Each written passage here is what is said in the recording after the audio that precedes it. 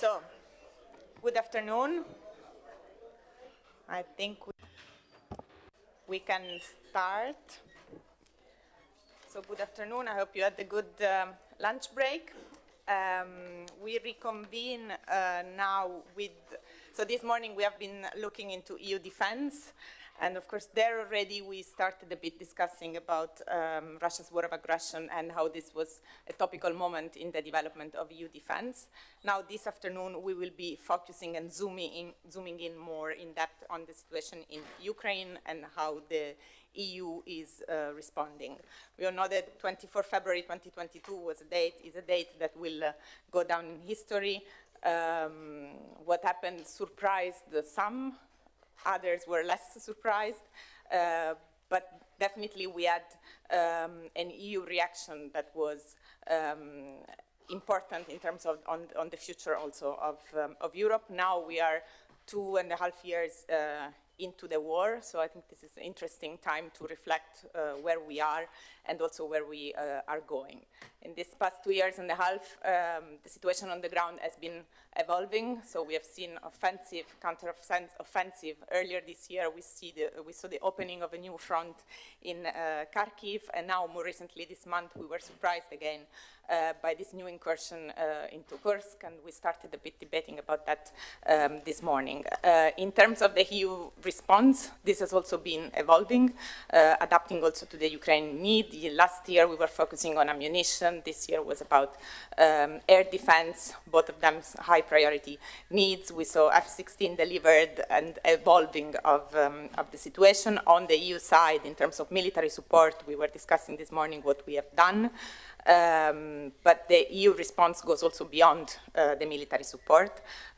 What we have been doing in terms of financial assistance, humanitarian, sanctions, diplomatic, and then last June when we opened the accession talk with Ukraine, that was also a very important step. Now, many questions remain, in particular, what are the perspectives for peace?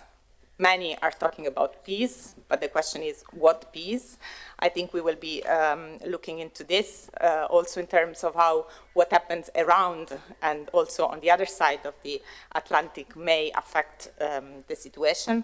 So I think in this roundtable this afternoon, we will try to answer these and other questions with our speakers. Let me briefly introduce them. So to my left, we have Borja Gaceras. He is a dear friend and colleague, first of all, and is special advisor to the High Representative on Ukraine and a member of the High Representative's cabinet. He's expert European transatlantic security, but he is someone who knows very well Ukraine. And he has been on the ground a lot, so he will bring a very interesting perspective. He has been doing also research work, and is also a writer and author of a book, Station Ukraina. To my right, we have Nicolas Gros-Verheyde, another familiar face in the Brussels circle. He's a French journalist and editor-in-chief of VIII, Bruxelles II.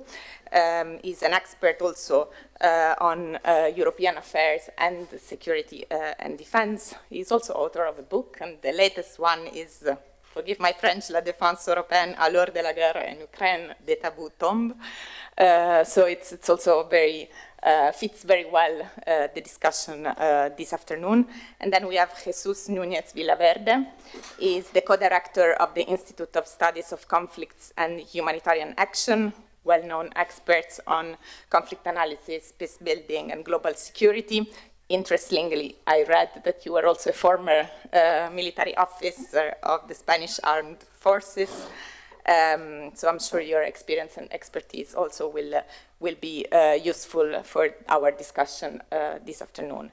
So I'm not going to take more time, and I'm just going to give the floor to Borja.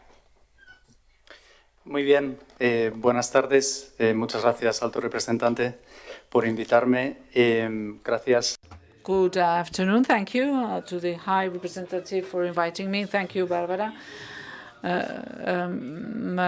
Come from the other nice city, which is quite near, San Sebastian. There is San Sebastian, and also we have Santander, which is It just here. I like very much to be here, and it's the second time I'm here.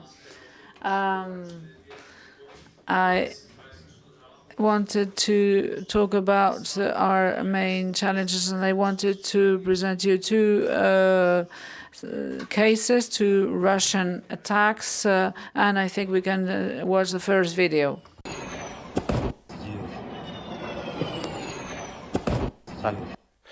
Este es el ataque ruso. This is the Russian attack to the child hospital of Madrid the last 8th of July. Madrid is just like the Foundation Jiménez Díaz in Ukraine. It is a hospital, and for children that have cancer and have problems.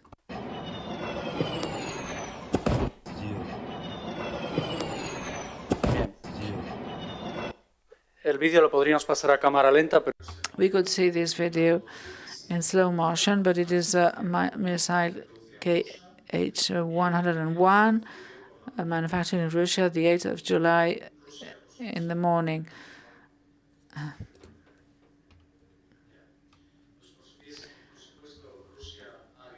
Que había militares ucranianos.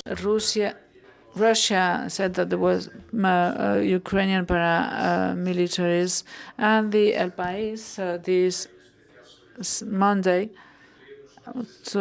addressed about that. These children will die because of a lack of treatment, although we are trying to take them to Europe. This is Kiev, the 8th of July. Another video. El segundo vídeo. Bien. The second video.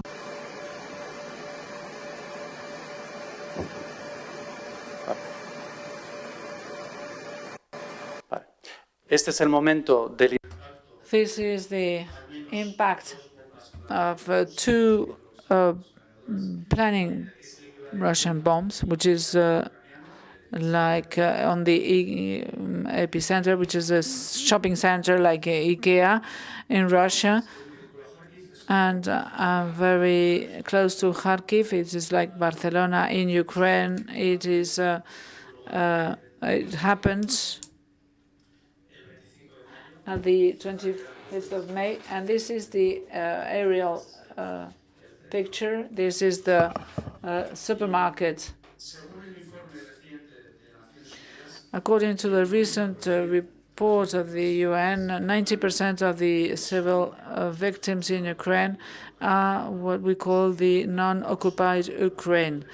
This is the result of Russian bombing, shelling, or glide bombs. 78% on the side of Ukraine. On Monday, the World Health Organization published a study where they confirmed attacks on health centers in Ukraine. 1,040 many health centers, hospitals, and you can draw your numbers, and it is a lot. And I'm going to show you what is what we call a glide bomb. This is the aspect.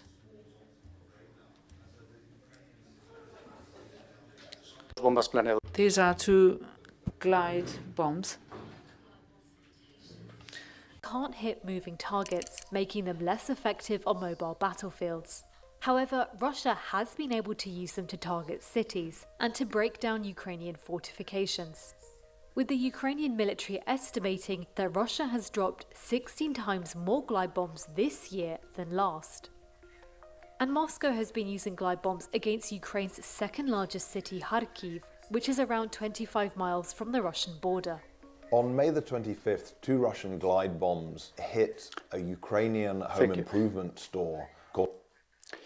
Bien, este es el scope.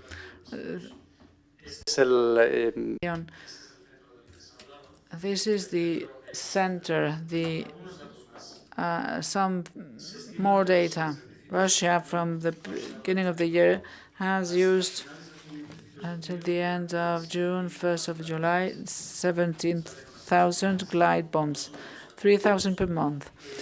And these are not updated data. Russia would have bombed 9,090 missiles and 14,000 drones. And I have been several nights in bunkers and Ukraine and also in the bathroom. I will tell you why you have to go to the bathroom in those attacks with missiles. It is the worst bombing and shelling campaign since the Second World War. So what you see here, and when we see such an attack, what we want is to gather information. We gather information on the kind of attack. For a first level is the condemnation. We're going to condemn it as a war crime, and these attacks are condemned, and also when it happens in Gaza. The second level is the one of the aerial defense. Air defense, this is Patriot battery, which is a battery that has been manufactured by the USA. These Patriot batteries are the only modern system that can use a ballistic bullet missile. Sometimes they use it when they are aircraft in the air, so you have to go to the refuge, to the shelter. But the Ukrainian have been asking for the Patriots because they are the only one that can stop the ballistic missiles. And this is the logic of Putin that is going to Pyongyang. Misil crucero, misil balístico. Básicamente, un misil balístico tiene una trayectoria prefijada. Ballistic missile cannot be, its trajectory is not modified, and it goes straight to the target. But if we have radars, we can calculate the second point where it's going to go and know where it's going to attack, and we can have an anti-missile that is going to change its direction. A cruising missile is like an aircraft. It can change its trajectory, and it is difficult to destroy. It is going to fly very low, and they're not detected by the radar. What is the alternative in this case? This is the Park Hotel in Kharkiv. When I stayed one night, I was with some friends and we went to the shelter. But the issue with the situation is that at the end of the week, you're so tired because you don't sleep. I just slept at the hotel at the end. And Russia destroyed this hotel in Kharkiv, Zaporizhia, etc. At the end of the last year and the beginning of this year. What is the alternative? You do not have an aerial defense, an air defense. This is the case of another missile that ended on housings in Dniprovnik, the southeast, with a great industrial capacity. This girl survived because she went to the bathroom. It is what we recommend when there is no time to go to the shelter. Her parents did not make it. And so this is the same place.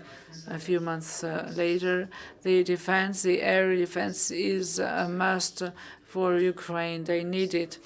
And I have the cities that have been leveled and do not exist because they do not have this air defense, and Russia used this artillery. If there is no air defense, more people are killed, and there has been an increase of the attacks, and also because the Ukrainians did not have this air defense. So that's why the Russians, they were just bombing and shelling. They want to send more refugees to Europe. And one of the roles of yourself as a high representative, we haven't got arms or weapons, but what we have to do is to try to push to achieve some results. If the High Representative can have a role of coaching for the politicians to send air defense or to foster this. It is a political pressure, and we have to use European instruments as the European Fund for Peace. The air defense, or the fact of having this air defense in Ukraine, is not the only solution, and is not the panacea. But when I just thought about gathering in this building, for example, here in December, is having the best central heating, but having all the windows open is a bit that. To send air defense to Ukraine is great, but Russia does not need to be on top of the Ukraine to shell Ukraine. This map of the Institute for the War Study, the green area, is the one where the Ukrainians have the capacity to react. Instead of being subject to invasions on the behalf of Russia, they can attack.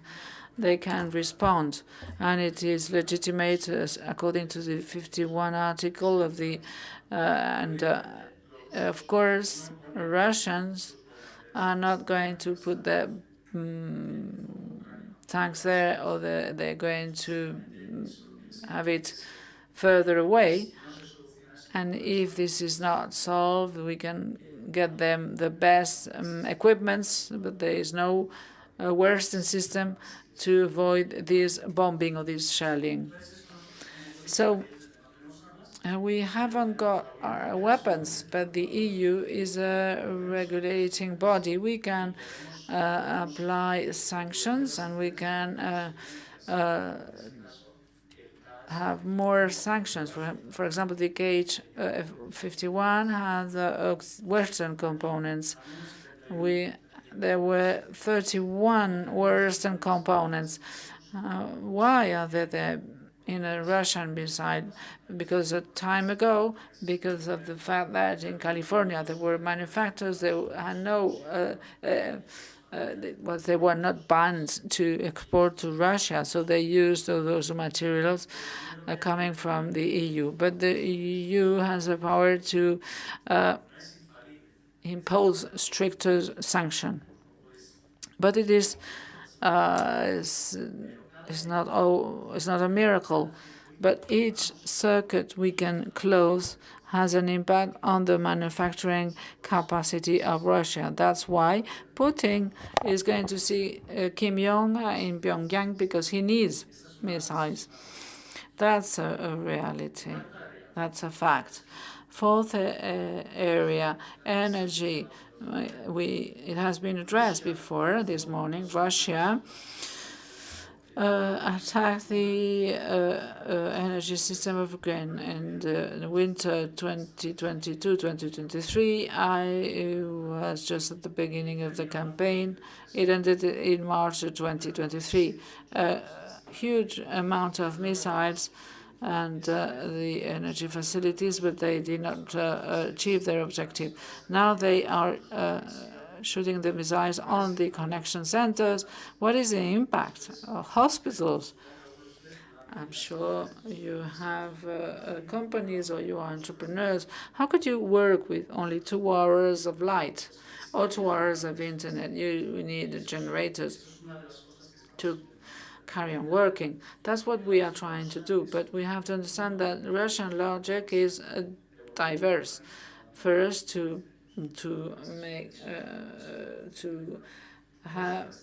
make Ukraine living back in the Middle Ages, and to have an impact on the civilians and also to sink the Ukraine defense. Because if in the future Ukraine has to be self-sufficient, they will need to have their own industrial fabric, then energy, facilities, whatever. All that needs energy supply. And I don't know whether Jesus wants to say something, but the logic behind all that is to achieve with the destruction of the energy system what Russia is not achieving in the military scene. So the report of the UN, of the High Commissioner for Human Rights in July 2024, states that the damages are such for Ukraine that there is a high risk of survival of Ukrainians this winter. No hospitals, no companies. So as a European Union, we are trying to provide energy to Ukraine, more connections and petitions to the member states for them to send equipment. There is a energy fund that has been created to deliver a certain number of energy to Ukraine. But it is a race against the clock. What is going to be there first, the Russian missiles or energy? That's what we're doing with the USA, with the G7. And now I want to talk about unity. Maintaining the European unity is important, so we have to protect the unity of the EU. And my feeling is that we are quite united on the basic issues, but there is a sense of urgency that it varies according to the member state. But there are also different strategies. We have stated in the previous panel that we can train a Ukrainian. Should we train Ukrainian soldiers or not? It would be good because we would have they will have better military forces. But there are different opinions. Diplomacy. This is the last issue I wanted to address. There is a diplomatic track, and this diplomatic track open with a difficult journey. We talked about that in the Swiss Summit on Peace. 100 states participated, 90 states, more or less, they signed a joint communique, press release, and what is important, it is a quite complicated track, but what we obtain is this joint document with a reference to the UN Charter, and the efforts had to be going to this UN Charter to have a fair peace. And then we identified several working areas. Not all the countries are concerned the same way by what is happening in Ukraine. We have a topic which is the food security, the grain, Ukrainian grain, the nuclear security, Zaporizhzhia Central nuclear plant, and also the children. Ukrainians have, with Zelensky, a peace proposal. We call it a peace framework. But they also, of course, demand the Russian troops to be leaving, of course, Ukrainian. Zelensky has said that Russia should participate in the next summit on peace, but it would be according to force to a power position and from a legitimacy and fairness position. The EU has to be a part of this bargaining for peace. But I will close my talk saying that Of course, all the wars end with a negotiation, but we have to be sure about that, because if we say that all wars are going to end in negotiations, if we do not think about the war and how is the war, we will go back to this situation in a few years, because if we do not change the parameters of Russia, Russia will attack again Russia. And that's for sure, I'm certain. I will provide you with some data on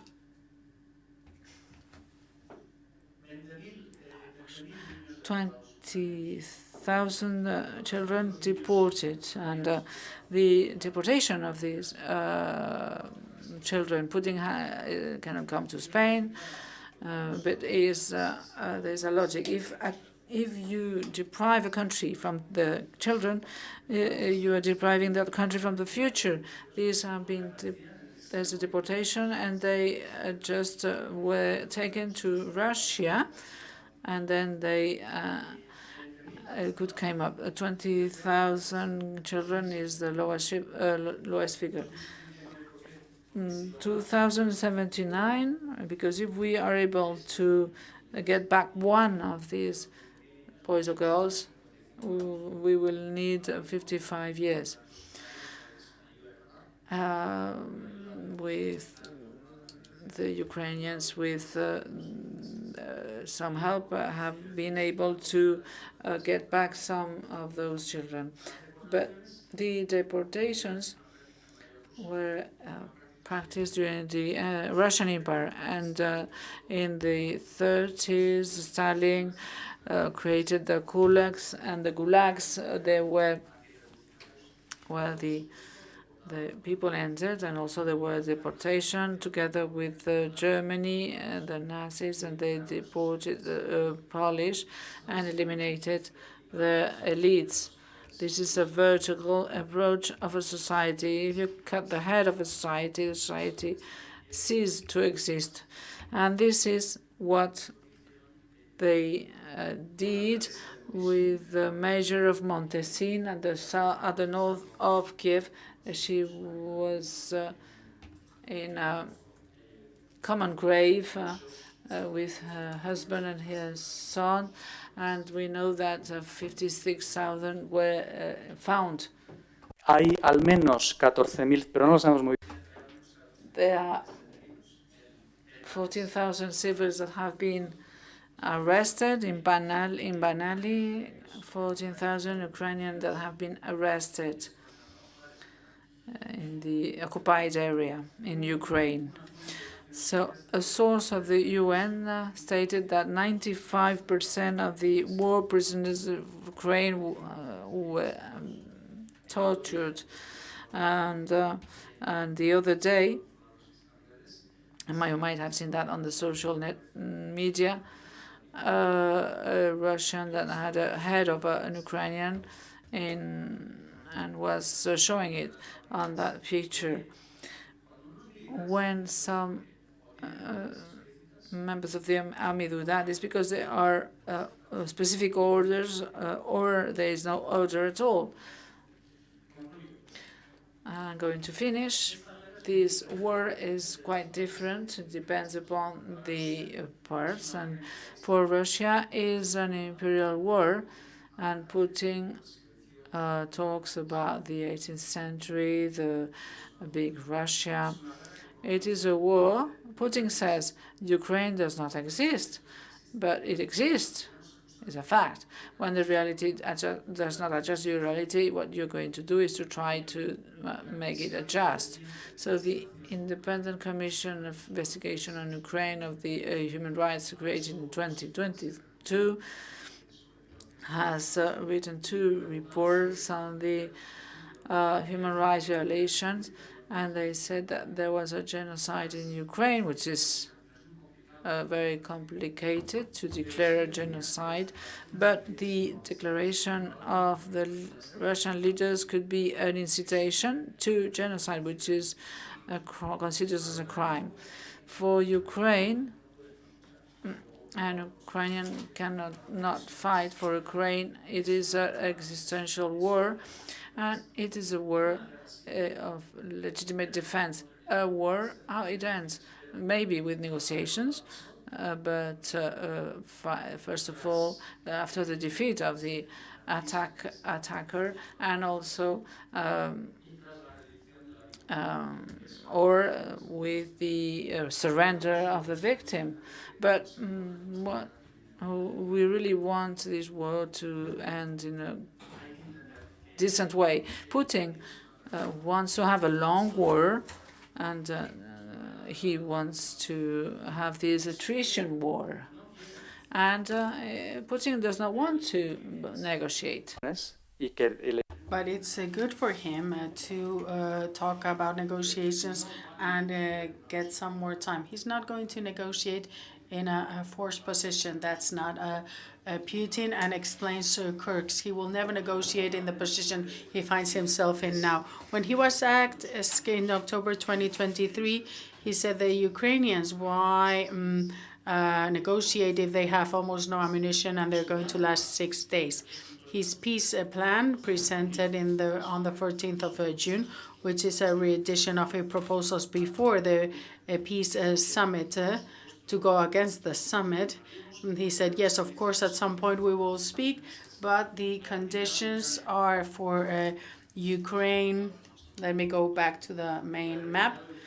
To Ukraine to leave a part of the territory that Russia has been able to conquer in 2 years and a half, including important cities like Zaporizhia and Kherson that was recovered by the Ukrainians. Demilitarization of Ukraine. Why? Because if they have no arms, it will be easier for them to conquer them. What will this involve? More millions of Ukrainians under occupation. And something that you need to understand, the Russian artillery. In Ukraine, your life depends on how far you are from it. And I'm showing you images of cities that have ceased to exist because this is the kind of war that we have. So if we accept Putin's idea, we live between 500 to 6,000 Russian soldiers in Ukraine. Today, we celebrate the commemoration of the aggression to Prague with 500,000 soldiers, which is less than what Russia now has in Ukraine, so that you're aware of what we're speaking about. Does that mean that there will be no negotiations? At some point, there have to be negotiations. But these negotiations have to be negotiations for a peace that respects the charter and that is fair and long-lasting, which won't be easy.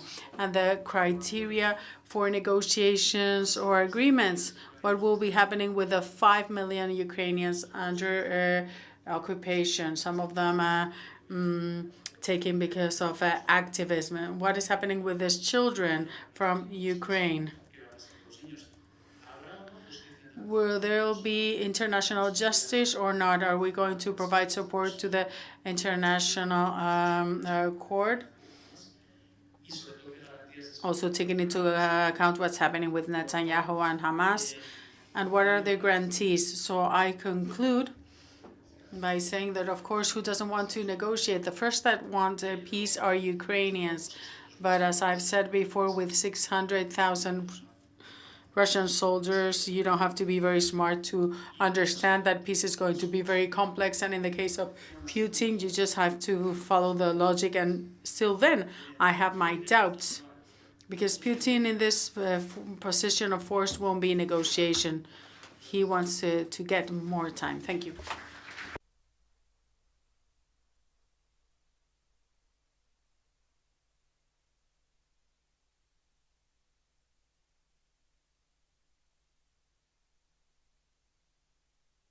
Cuando les decía, when I told you about the Russian plans, this is Dmitry Medvedev, a former president that is dressed as Dr. No, and talking about the plan for Russia. And you see in red is Russia, and there's a small space for Ukraine, and inviting Romania and others to also take this space from Ukraine. This is Mariupol and a picture from 2019, which was a port city in the Donetsk region. It was a wonderful city with lots of pollution, but a city with a normal life pace with big industry, and in the low skill, at least 10,000 people died after 3 months of Russian attacks, civil and military. This comes from a Human Rights Watch report. If Truth Hounds, which is an open source, and this is the number of people killed in Sarajevo after some years.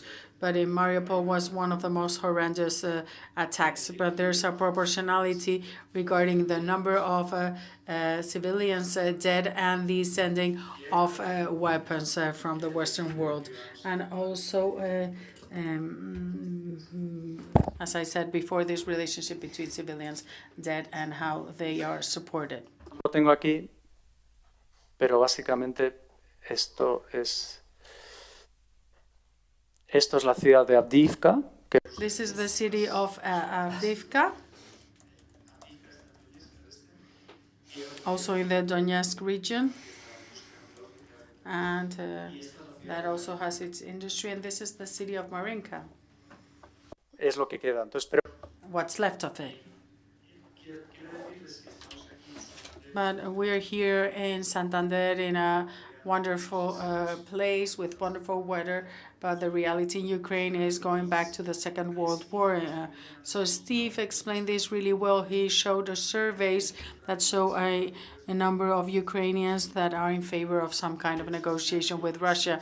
But it's fascinating that it's always Ukraine, the ones that has to make concessions.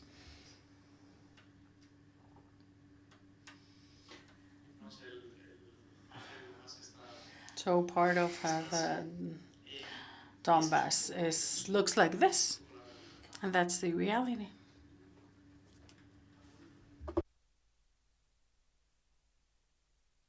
We're sorry, I believe there's some comments without using a microphone, so we don't get any sound in the booth, and therefore we're not able to interpret for you.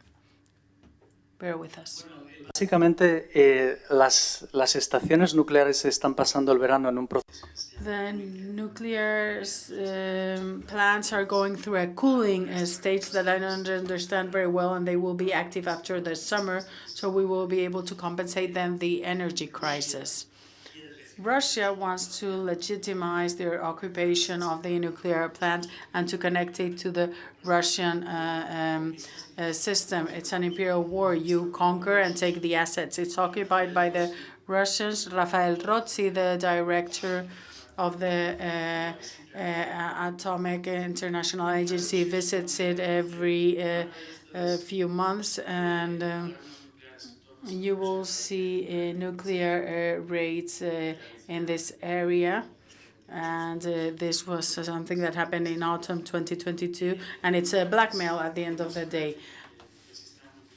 And it shows that the multilateral system with nuances can work, because whenever there's a warning, they are able to access the plant. I don't know if you saw some few days ago, there was a smoke coming out. What we believe is happened is that they had burned many tires, because Grossi went to the plant and said that they had seen remains of plastic, and we believe it was a false alarm created by Russia to generate fear. And Zaporizhzhia has to be part of an agreement and has to come back to Ukrainian hands. The Ukrainians are on the other side, but the International Atomic Energy Organization and its board has demanded Russia to leave. But I think it's part of an agreement and part of what's being negotiated. Borja, I think the figures that you shared, and most importantly, the images, really helps understand what is it that we are talking about when we talk about the war in Ukraine. I think you elaborated also on the EU response very usefully, touching upon unity, on peace perspective, and I think these are all, I saw already soliciting interesting in the audience, and I'm sure we will also come back to some of the issues. But now I would move then to Nicola, who can bring us perhaps a different perspective also from the media side. So, Nicolas, you have the floor.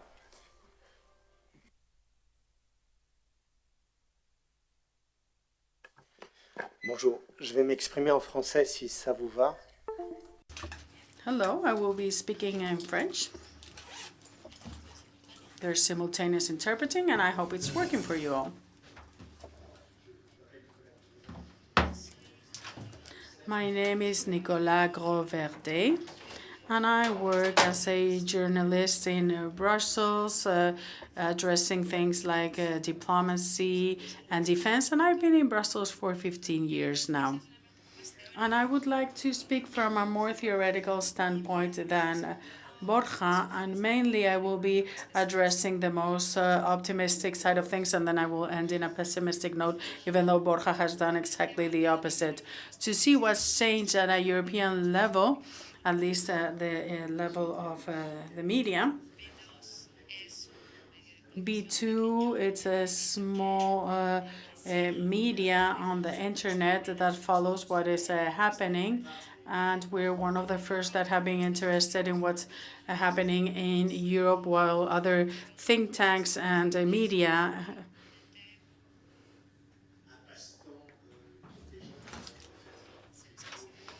really have been considered like an elephant cemetery, a hobby for those that have nothing to do anymore.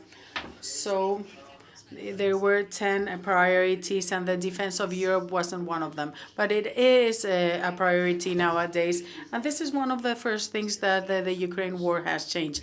In a matter of days, in fact, in a week, 2 days after the intervention of Russia in Ukraine.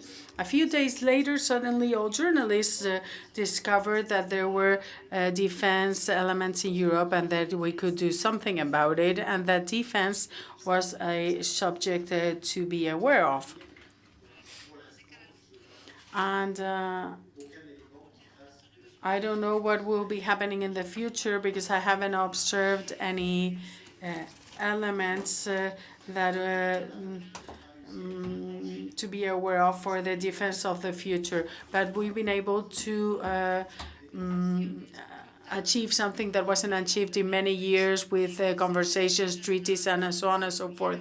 The fact that the war was close to us and that we saw that clearly generated a current in journalists that shows what the public opinion thinks, and that Europe needs to start being concerned about its defense, and that there were means.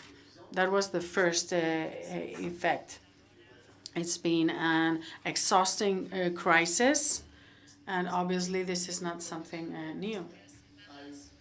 During the first weeks, Quasiment à tous les niveaux, des ambassadeurs, des ministres, des no news at any level, ministers or ambassadors levels address this issue. And in the last 2 years, not only foreign affairs ministers, but culture, agriculture, education, transport, or employment ministers. And now, in the last 2 years, these are issues that are addressed, and the foreign affairs, culture, or defense ministers lately avoid addressing some of these issues. So without changing anything in the treaty, we've been able to incorporate as observers, and even before deciding if EU had to support Ukraine, we've given them a voice. It's a state that is not voting, but that can express itself in the EU, something I believe is fundamental.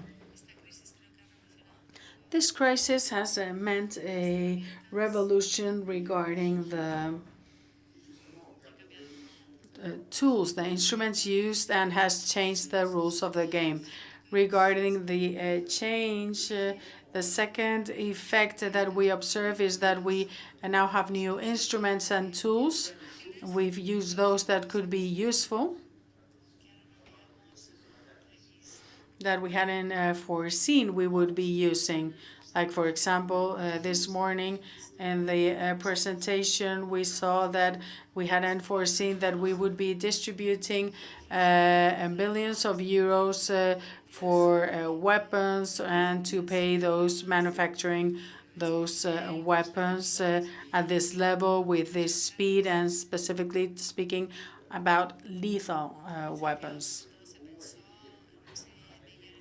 We started thinking about millions of euros for a mission or specific peace missions. And that was 10, 20, 30 million at the most. And this was a long discussion that brought us to this being implemented. And suddenly, in a few hours, we were able to see how, with this European DIY, that's how I call it, and not in a negative manner, we said, okay, what do we have, what can we use, and how can we use it?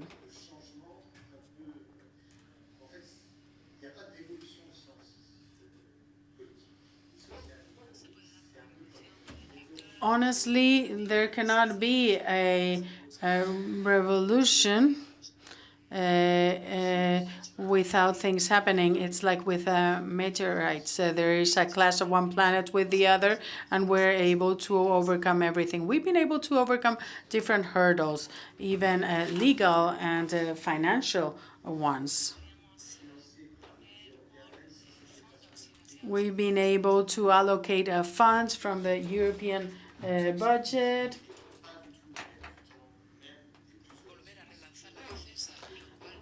We've relaunched the defense because we never thought that the budget would be able to fund in a stronger manner the production of weapons and ammunition, because there is a weapon that is destructive, that is ammunition. Après, mais la palette de sanctions pour la Russie, on peut And I'm not going to talk about everything that happened after, but the sanctions, we can talk about their efficiency or not, but there is a financial separation between two partners that before EU and Russia tried to work in a parallel manner. But now, one by one, the different economic links have been cut, and the effect has been able to limit the action capacity of Russia. Even if it's only a 3%, it's a 3%. Maybe it's more, maybe it's less than a 3%. But what it's true is that we limit the resources for Russia, which means that Russia has to find solutions. We are no longer in the arms provision states, which is what we did before directly with Russia as Europeans. Now we find ourselves in a turning point, a fundamental turning point. There's a third significant change that I observe between NATO and the EU. Commonly, crisis and military movements, there's the Pavlov reflex, and NATO decides, provides weapons and support, and takes the lead. And the EU traditionally is in charge of the rest, that is the financial side of things, humanitarian issues, support to refugees, political issues, diplomatic issues, but not military issues. But in this case, paradoxically, the EU maintains its traditional role, and NATO is in a second level. And in the first meeting of heads of state and government took place 24 hours before the first NATO meeting, which is not very normal in a military conflict that it's at the doors of NATO. That's not common. And if we observe the number of meetings during the first week, there's 4 formal meetings of foreign affairs in the EU, and the first formal meeting of the NATO ministers takes place in March for foreign affairs ministers, and halfway through March for defense ministers in NATO. It might just be a small detail, but it somehow shows that structures operate. Yes, they are functioning, but in the political sphere, NATO is not or doesn't want to be in the first line. Regarding military support, the member states are the ones that guarantee this support, and not organizations like the EU or NATO that guarantee the coordination and support. In the case of Europe, we have the structure for peace, created with millions, and there's billions in 3 months, 95% for lethal arms, and NATO 0. It's as simple as that, and that's very surprising for a military organization. And if we look at what's happened in the last 2 years, I don't have the same figures as Barbara because I take my numbers, but it's 7 billion from the EU and 5 billion with the assistance fund for lethal weapons, essentially. And in NATO, 807 million euros for a global assistance package that will be dedicated to non-lethal weapons. Therefore, the EU is financing lethal weapons and NATO non-lethal. So it's 10 million less for a GDP of NATO that is much bigger. And Ukraine is not far away. It's right at the borders of NATO. This framework summarizes these different spheres. And if we look at the political visits to Kyiv that are more symbolic, because many of them are symbolic, and I'm talking about organizations, not member states. At the beginning of April, this is 2022, we had the visit of all European heads, and then for the visit of the head of NATO, we have to wait 1 year, April 2023, which really catches my attention. And to finish, and regarding military training, more specifically, in Europe, there is a mission organized to train soldiers, Ukrainian soldiers, that is organized and implemented quite soon after 6 months, October, November 2022. And up till now, NATO hasn't organized anything, hasn't created a training mission. It's decided in July 2024 in the Washington summit that it will be doing so, and that agreed with the principle, which doesn't mean that the Americans and the NATO forces or the British haven't done a training in their countries. Regarding Ukraine, Europeans have given the green light in June 2022 with the status of a candidate country and opening negotiations after December 2023, but NATO say no, and it says no in a clear manner. And this no, of course, is nuanced, and they say we will see at a later time, and one day they will be able to adhere, but their position hasn't changed. And this can be explained in different ways. The reluctancy of some of the members, also the reluctance of the US, and maybe to avoid provoking Russia and to avoid saying that NATO supports Ukraine.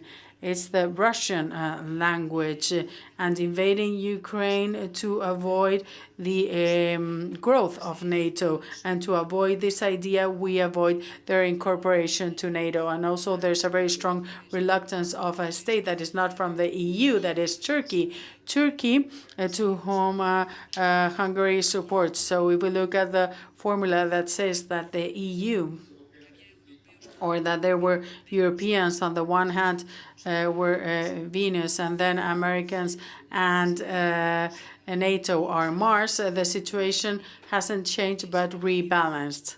This lesson is a very interesting lesson learned in this crisis. It means that when Europeans want, they can. They do not need another structure to be able to do things, but this doesn't mean that it's enough, even though it does mean that if we limit ourselves to get support from the Euro-Atlantic structures to guarantee the security of member states or military actions, we are in danger. So that doesn't mean that NATO has done nothing, but the NATO principle has been to defend its territory. It's in a defensive position.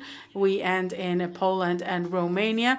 Therefore, they won't move even 1 kilometer beyond that, and they do nothing to give you the idea that they will go beyond their borders.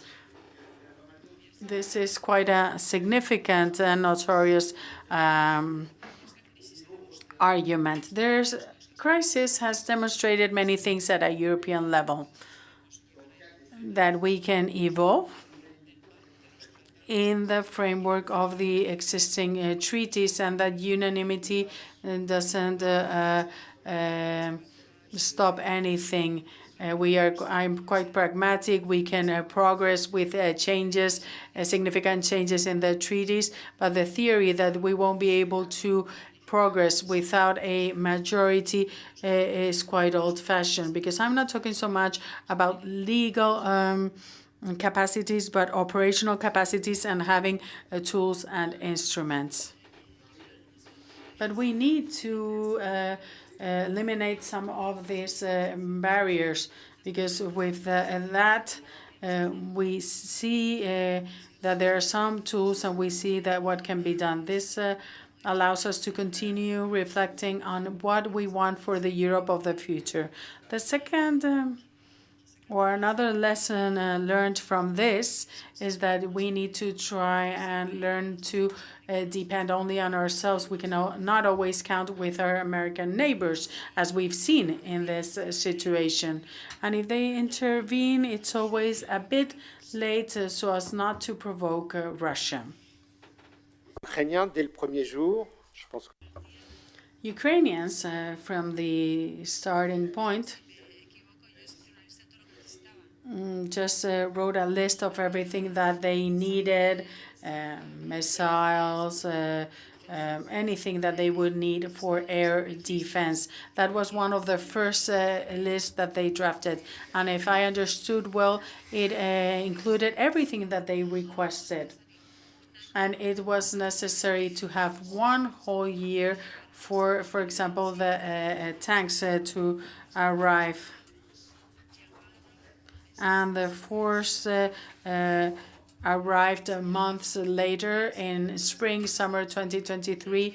And for air defense, it's taken a year for Biden to say yes shyly to this. And they received these aircrafts in June, July this year. Regarding air defense, it's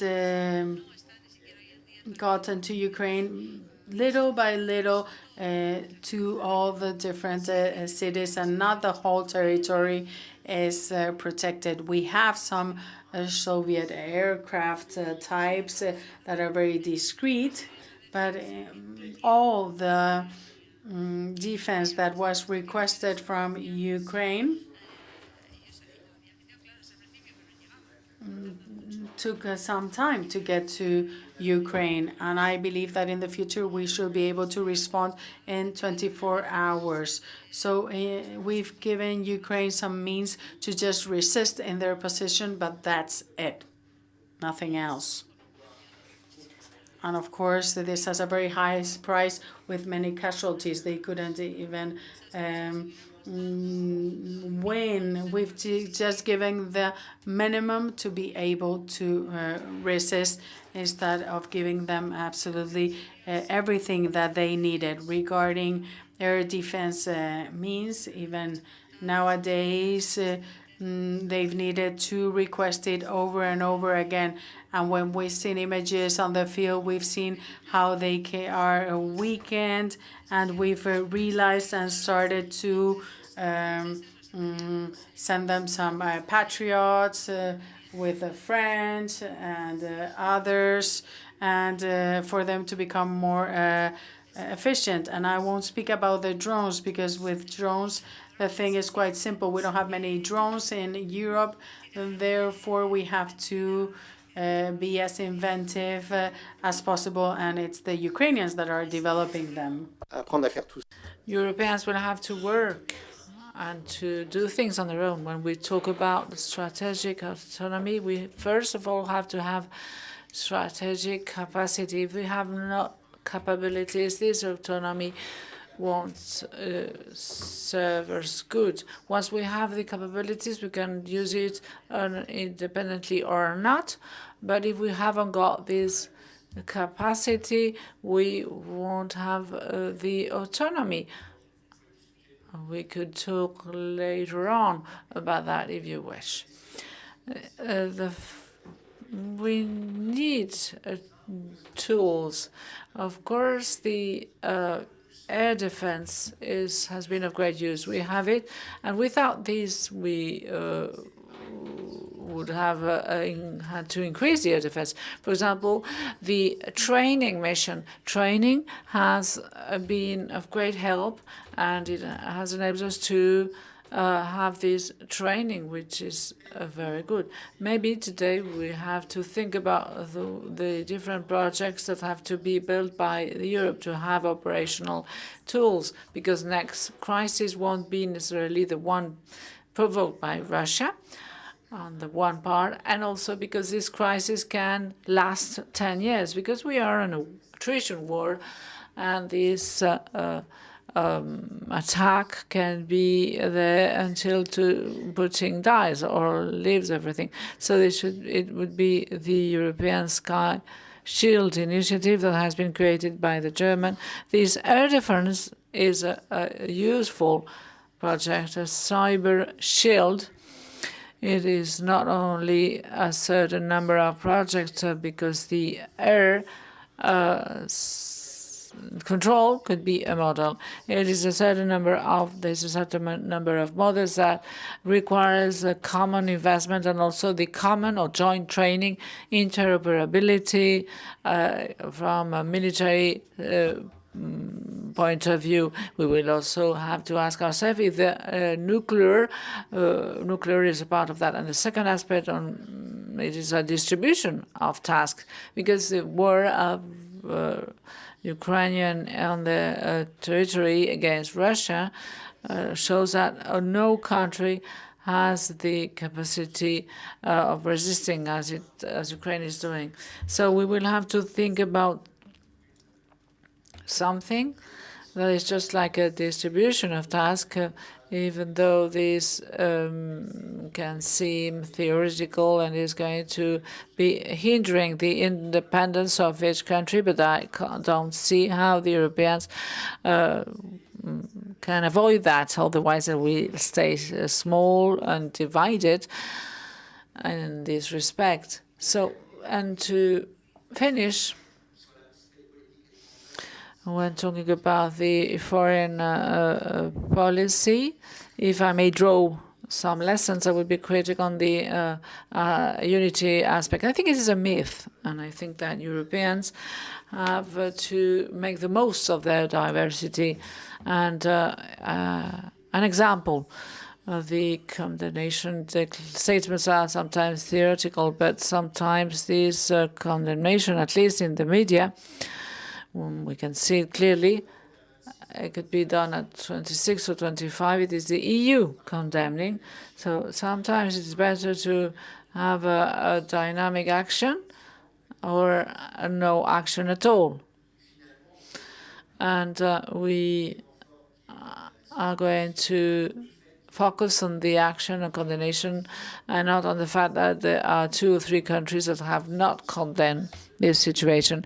I'm not quite sure that regarding the peace situation, I know that I guess that if Putin does not want to negotiate, it is difficult to negotiate. Of course, I will be maybe provoking, maybe Orban is right in a certain way. I'm not quite sure about his motivation. I'm not sure they are too fair, but maybe the Europeans should take the lead, showing that, and maybe we should have to reinvent this model we had before of the troika of negotiation that worked well with the Iranian nuclear issue. Of course, we're not going to look back, but the Iranian model was quite interesting because there were 3 countries, France, Germany, and the UK, that decided to negotiate, and the High Representative in charge of the coordination and to ensure the goodwill of the negotiations. But maybe the first day Putin won't go very much, won't go further. But the Europeans don't have to be there waiting after a refusal of negotiation. And maybe we cannot limit ourselves to the neighbors, because then we will go towards this double standard. And we are very much interested about Ukraine and Russia, and we set aside the rest of the world. I think that we have to start this negotiation. These are often very complicated, but I think that the Europeans should take the risk of negotiation again. And I don't know why it is China leading the negotiations in Palestine. I don't know why China should be caring about the negotiations in the Middle East among a part of Saudi Arabia and Iran, for example. I don't understand why Europeans could be not caring about Libya, the conflict in Libya, for example. Or maybe we should ask ourselves again about this model, because the Europeans should get out of their comfort zone, because Ukraine is a comfort zone, because we have a conflict at our doorsteps, and it seems quite easy, but are we fully committed? Maybe we should go beyond, or in other regions, not to leave China, Russia, or Turkey leading the dance. Because I'm talking about negotiations. I'm not talking about the military interventions. But I guess we are going to be facing the pressure of the others. Hey, Europeans shouldn't be afraid to go into the battlefront. Otherwise, we will be there in the middle of nowhere. And I think it is a major lessons we can draw. We have to accelerate our commitment. There have been many actions at European level that have been done in Ukraine, but the world goes at a greater pace. Thank you. That's all.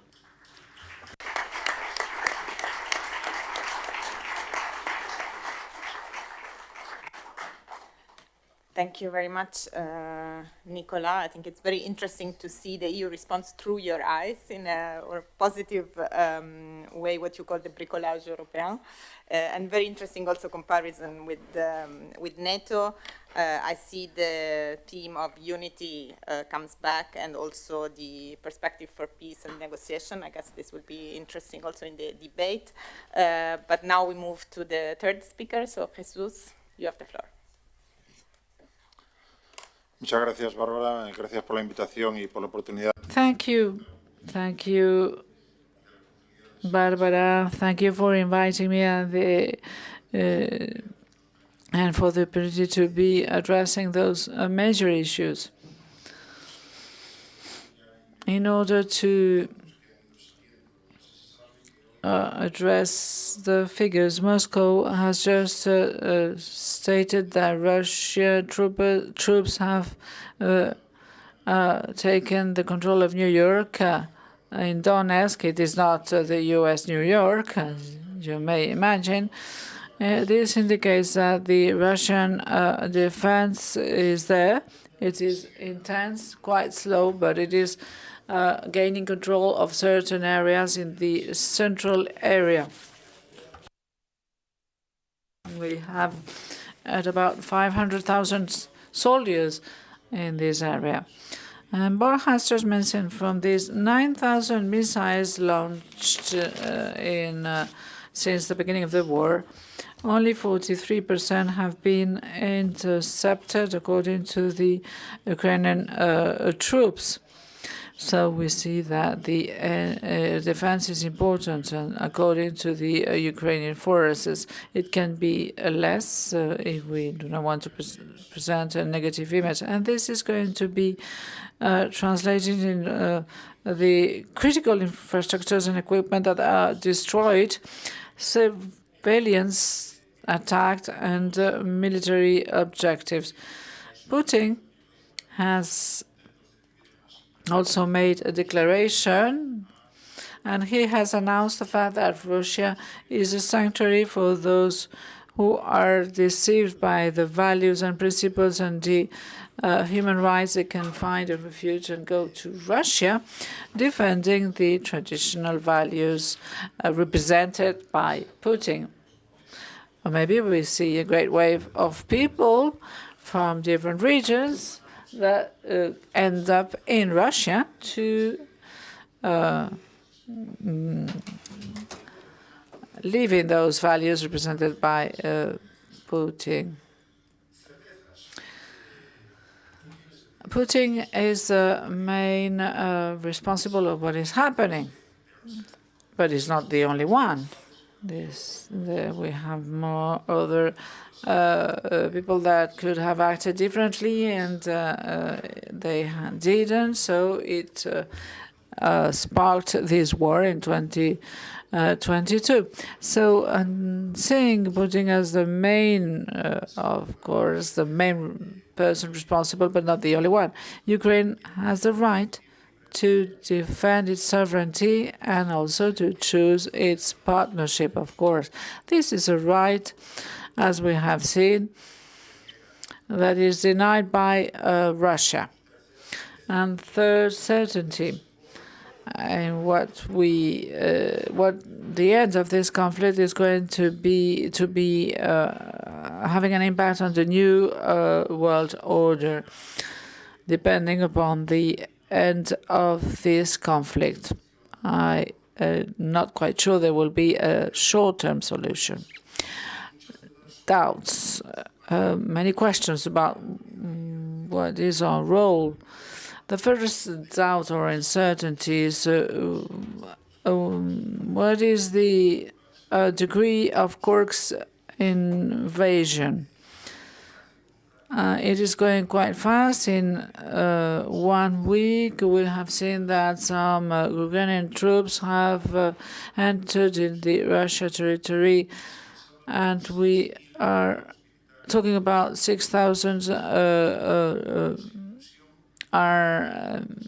military men and soldiers, and they have reached position at about 30 kilometers within the Russian territory.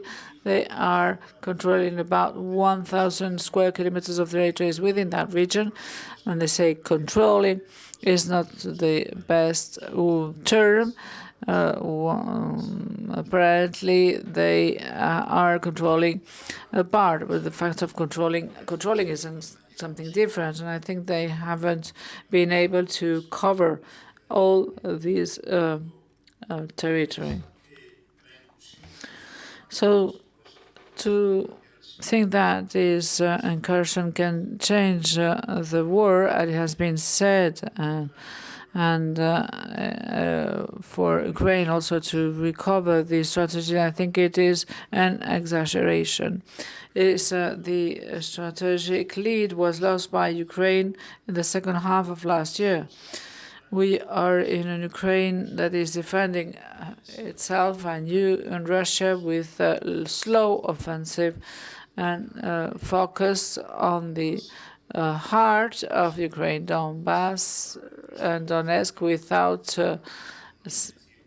forgetting the rest. So what are the objectives? Ukraine wants to be able to negotiate for future territory exchanges.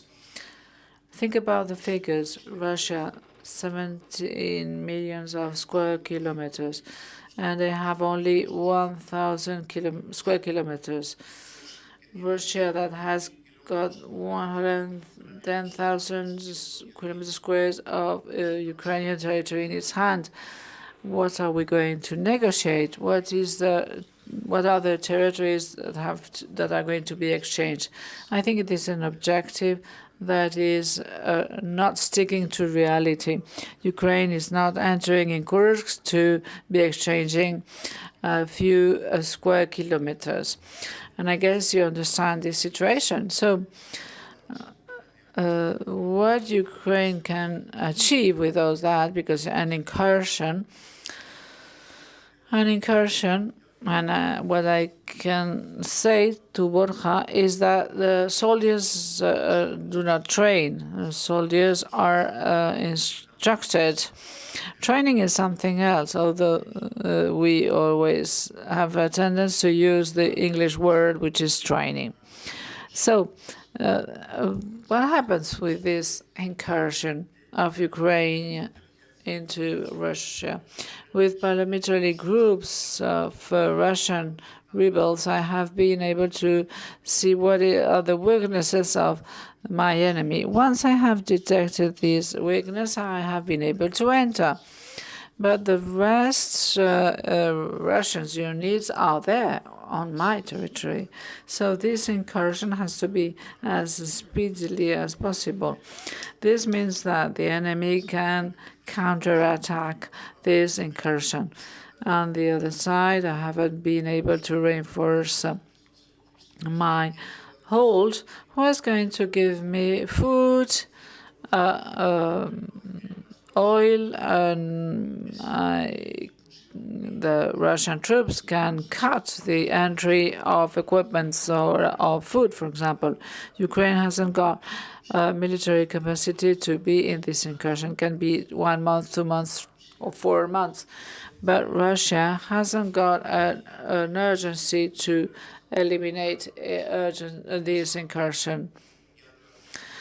And facing the communication issues and distribution issues or supply issues, and facing the demographic limitation of Ukraine, they haven't more soldiers to send to the battlefront. They will have to say, well, I have to surrender. And if I look at the future, what Ukraine should do in a few weeks is to surrender and step back. But if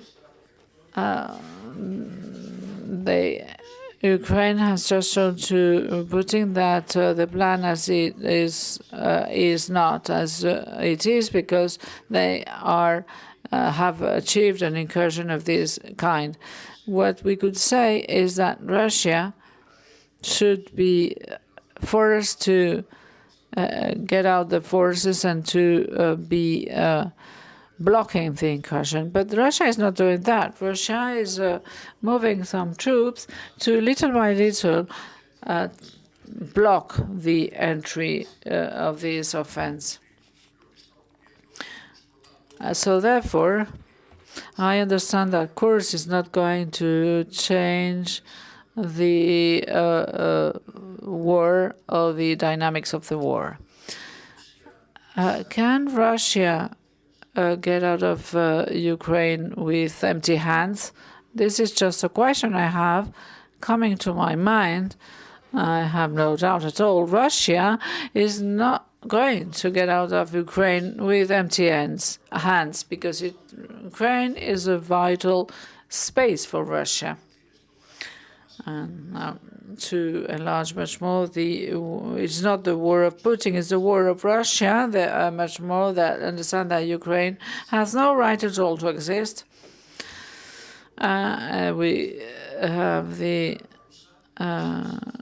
We have Sebastopol, we have the possibility to someone that wants to be acknowledged as a global power and to be going out to the Mediterranean area. And if this is close, Russia should accept a defeat, which is unacceptable. And it's quite difficult to think about how to solve that when for Russia there is a vital interest that is at stake. It is not for the US, and therefore we are in an unstable situation. Someone is going to use a different interest for other objectives, and when we are playing these vital interests, they are ready to go till the end.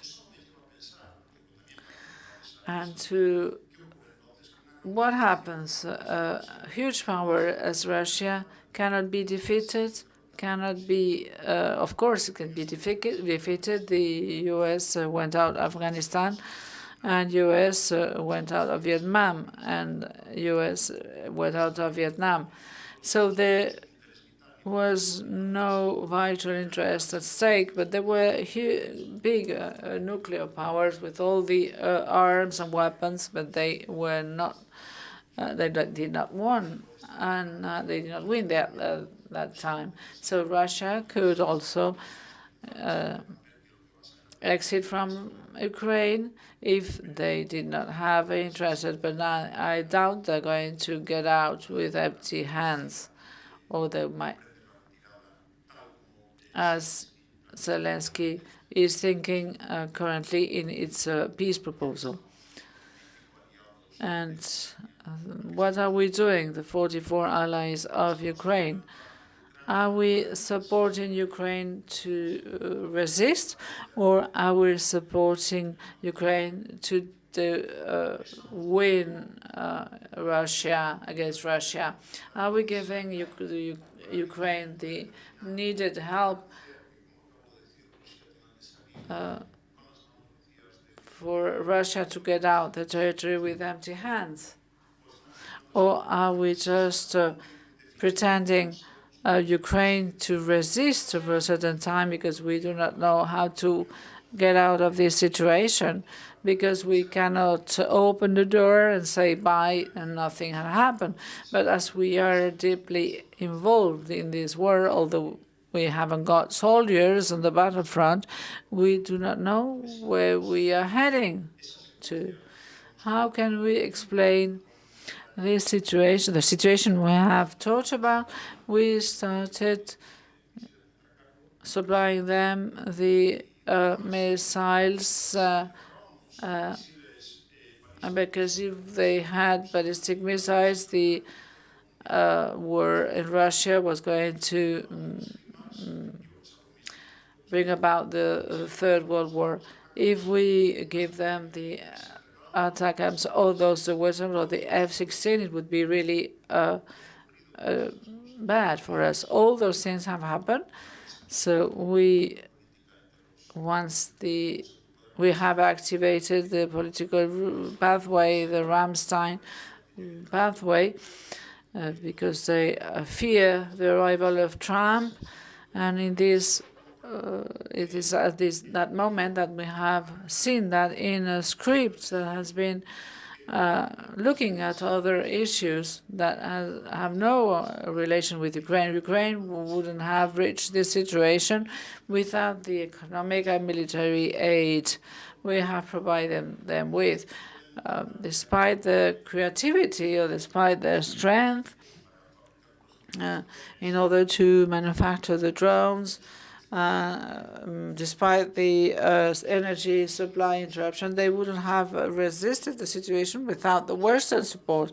So is the Western support being done just for them to resist and to see if they can resist, or if, as the Lithuanian foreign minister says, we have to give them the means to Ukraine to defeat Russia? We still are in this discussion. So little by little, we are giving to Ukraine more equipment, more weapons. But going back to the military camp, Ukraine says you do not cannot attack all the batteries and that are attacking me. I cannot attack the command center, the commanding center, and I have to wait for the attacker to react. What is the real game? Because my troops are the ones that are dying, and my soldiers are the ones at risk. I'm just mentioning that because I think we have to put on the table this interpretation. The U.S. have just cheated on the Ukrainians because we have told them that they should be autonomous, and they believed it. And when we see that Putin said, well, I'm going to invade Ukraine, but it's clear that we are not sure about what we have to do. We are just leaving Ukraine. We are helping Ukraine to defeat a strategic rival, which is Russia, with a huge cost, destroying the country. Or should we go further? And if we're giving all the means to Ukraine, we can change these dynamics and oblige Russia to accept other terms? We haven't answered to that question. We are still in this same discussion, and I will end my talk with a certainty. It is quite clear that if we want to have a European order, European security, we have to rely on all the Europeans. And Russia is a European country, so it is quite difficult because Vladimir Putin does not want to negotiate. And how would he like to want to negotiate an agreement? What I think is it is quite an easy position, much more the academician than the one who takes the decision, is to ask myself these kind of questions. We will never have a security order in Europe if we haven't got a power as Russia. We can go to the common house of Gorbachev when he talked about such things in the 80s. We can also recall that when Putin launches the last ultimatum in December 2021, demanding the demilitarization of Ukraine, both the NATO and the EU reply to Putin, and Putin says, well, we can have precious elements to negotiate a new European security order, and the next week he invades Ukraine. I don't know what would have been if he wouldn't have invaded Ukraine, but this order wasn't going to be very balanced because there are other persons responsible about the situation. The USA that quits the missile agreement, and then he's going to deploy his missiles in front of Russia, and the US that is going to put Georgia and Ukraine as a possible candidates when there were no conditions to think about that, and Merkel protested about that. All this shows that Russia has security interests as others, and we haven't paid attention to these demands. I'm not defending Putin, but a European order cannot be done without Russia. How can we find the way to have this order without Russia? Thank you.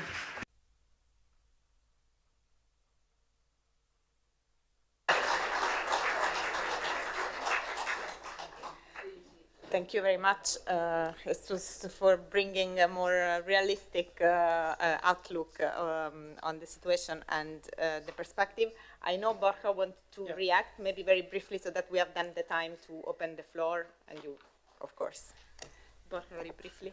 Sí, un área fundamental de desacuerdo.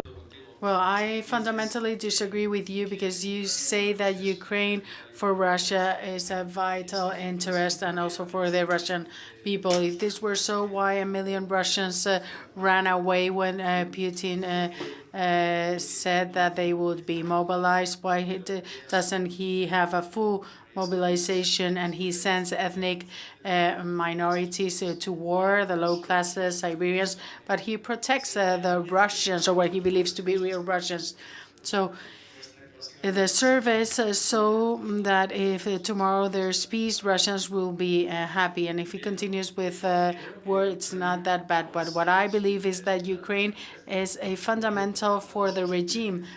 Because he's survival in politics is linked to Ukraine, which is something new, because in Russia and Yeltsin also, when Ukraine did its independence referendum, in fact threatened to take Crimea, Donbass, and so on and so forth. But there has been a step of wanting to control Ukraine, and Ukraine historically didn't want to be controlled, and it's always been linked to the destruction of Ukraine. How do we move from the NATO's discussion to what I've shown you of deportation of children and so on and so forth, because it's an imperial plan? So I want to insist, one, if the Russians really saw this as a vital interest, they would be mobilizing outside. If they're not doing this and they have a problem recruiting volunteers, and he's doing an only payment when you enlist. And now we have a less number of volunteers, so he had to put this in place. And the Russians don't want to even fight to defend Russia in Kursk, all these young guys that are being arrested. So yes, fundamental or vital interest, and of course Russia has a projection of interest. But the plan now ends with the destruction of Ukraine, and this is new because it comes from the elites and from a very close regime that says in the victory of Ukraine, it's a political survival. When they were asked, he would say, well, Putin now only talks about Catherine the Great. So many of them didn't even want to go to war. But now this regime, and that's why it's so complex, its political survival depends on this. You've talked about Kursk, and I agree. Regarding what you were saying, if all our disagreements are this, then there's no problem. We agree on this. But I wanted to say that it's not Putin's world, that there's more people, not the 140 million Russians. There's Russians in favor, others against, and it's they're paying with their lives and with prison. But we need to understand that this vital interest goes beyond the personal will of Putin. But yes, you haven't talked about the deportation of the Ukrainian children. That is a very important leap, because this movement comes from the Second World War. One thing is that you want to have your fleet in Sebastopol, and this is something different. Secondly, the good thing about the Kursk operation is that no one has idea what Ukrainians wants to do, and this is the beauty of this operation. And of course, we weren't told, and no one was told, because that is the strategy that they follow to. And if I give you my personal view, everyone is comparing this to the Donetsk area, and talking with the volunteers there, they say.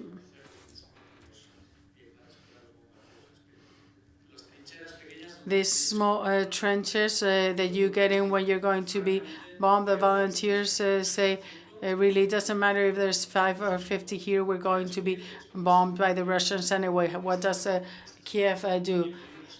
He says, I'm going to bomb them. So I think Ukraine doesn't see military interest in defending some of the positions in Donetsk. I think they want to defend important cities, but I also believe, and I don't know much more, and what I know I cannot say, but I don't think they have a vital interest in continuing to stand these bombings. And I'm really sorry, but this gentleman is not using the mic.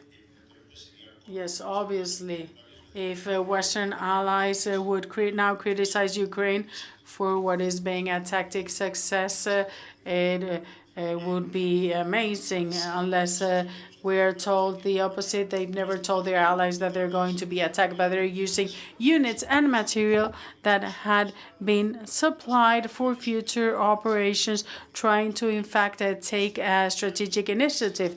And it's being used because Ukrainians are in an existential war, taking their own decisions to demonstrate that there's no red lines anymore, that I'm going to attack where I can and how I can. And you, as my ally, will have to stand this.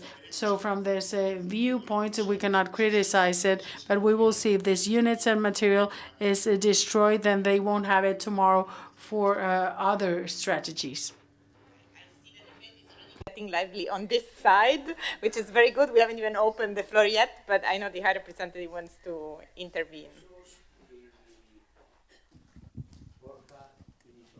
¿Tenéis una estimación o conocéis la mejor estimación del número de muertos militares en esta guerra por los dos lados, o por un lado por lo menos?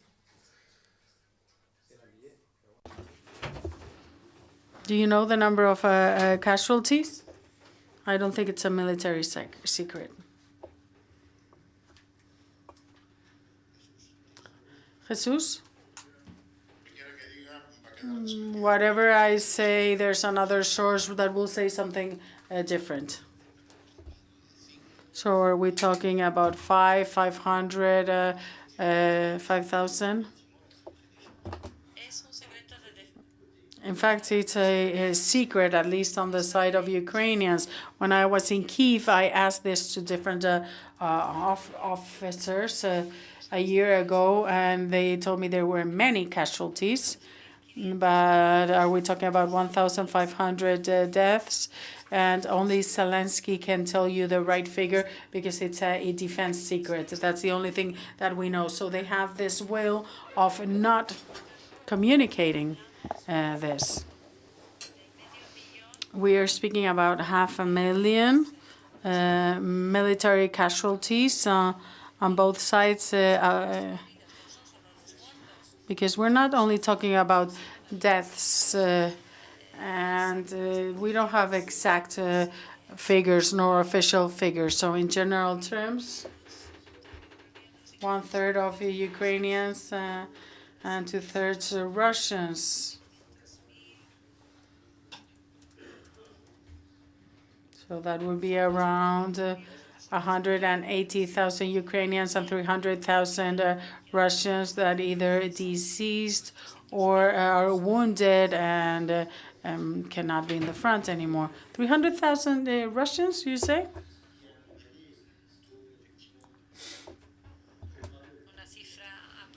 Yes, well, it would be an approximate figure because we really don't have any exact figures.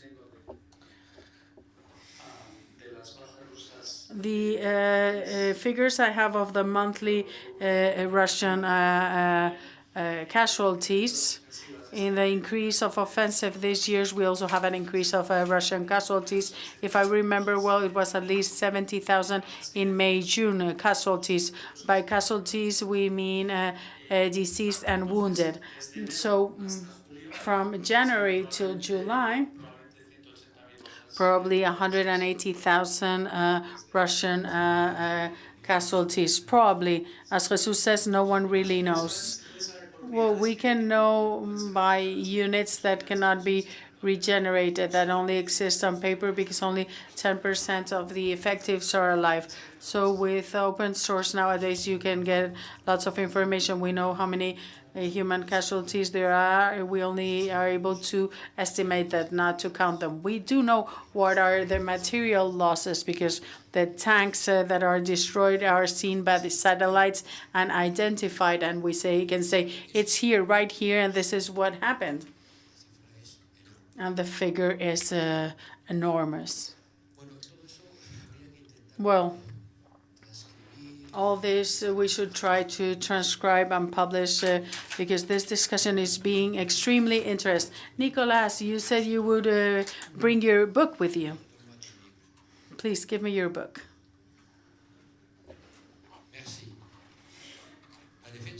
Thank you. This is a book that I recommend because I've been looking at it. We see what happens with taboos, how they disappear, and your explanation is very interesting. Please allow me to say a couple more things to encourage the debate. Were there mistakes? Yes. For example, in 2008 in Bucharest, was it that? In the NATO meeting, when some member states of NATO want Ukraine to be declared a candidate, others don't want to, and we reach the worst of solutions, and that is that it's not, but it is promised it will be. So we have the excuse or the argument given to Russia that we're going to include Ukraine in NATO, but it doesn't happen. So it has no protection because it's not part of NATO and it's not going to be. But they do talk about it. And this declaration is used by Russia to say, well, you are now in negotiations with NATO members. This was a tactic and strategic mistake.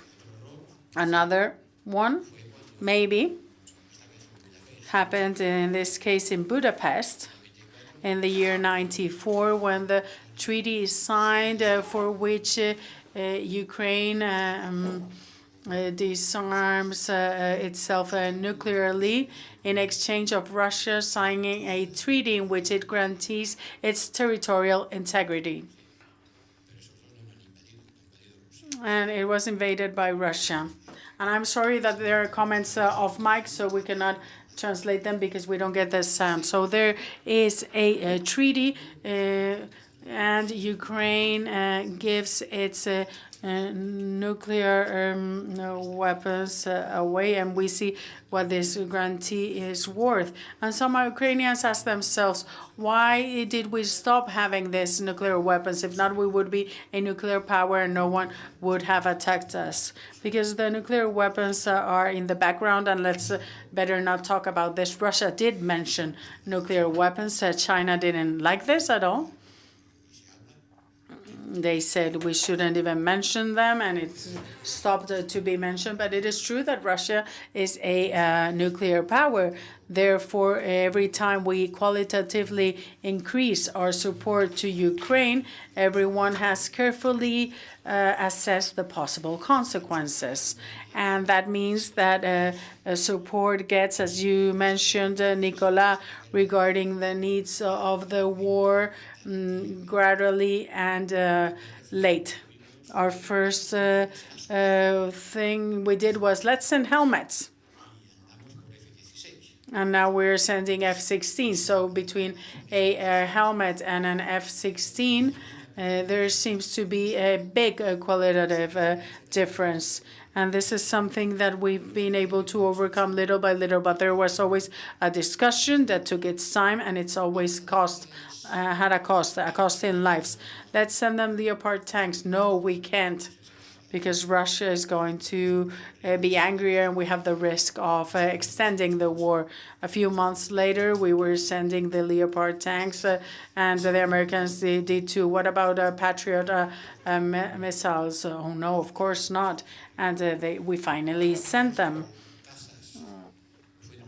What about air defense? I said there are many MiGs from the Soviet times that are in different areas. So we have this fighter jets. And we were like, how can we send fighter jets? This would be a big scaling. But 2 years later, we have F-16s and the mix before that. So all this was done little by little, step by step. Do we need to give them 1 million bullets of 155 caliber? This got late and not. We didn't send all of them. Before the war started and after, and no doubt no one's perfect and mistakes have been made, but Jesus, I believe after a certain point, Putin, because if it's not Putin, it's the Putin system from the political system that he presides, had already decided to invade Ukraine, and that all the telephone calls, messages, and letters, the 27 foreign ministers were written, and I was the one answering on behalf. I think this was going to happen anyway. When you accumulate all these soldiers, if I'm Putin, and I see that in the year 2014, I could go in and take Crimea. In 2022, I think, well, if they don't have the capacity to resist me, and if international reaction is what happened in the past, I have no worries. So the invasion was more than foreseen from my viewpoint, taking into account these figures, but things didn't work out in this manner. So now we're in Plan B, military Plan B. Yes, that's right, but it was an operation conceived from a will that I say synthetically it's imperial and validated, because in the year 2014 nothing was done and we didn't want to do anything. And Merkel in the Munich Security Conference says, I'm not going to arm Ukraine so they cannot defend themselves. And it didn't happen. And the measures implemented were basically small measures. In fact, there were measures when they crashed the plane, but not till then. Putin had also seen that we had left Afghanistan and Vietnam, that Obama said this is the red line in Syria. If you step through this red line, and he did, and Obama. Yes, Putin's change, it comes from 2011 with the intervention in Libya, both French and British. That went beyond an international resolution that Russia had said yes to. And here the French and British were able to get in this area where Russians felt they were in a friendly environment. From there on, everything changed, I believe. The Russians there started to see that they could confront the Western world. And for them, the testing lab has been Syria.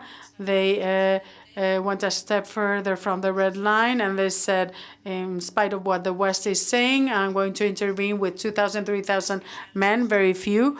I talked with militaries that said that Russians weren't all going to be able to resist, but in fact they did. And they maintained the regime against what the West was saying, so they demonstrated that they could do this. At least that's my view of things.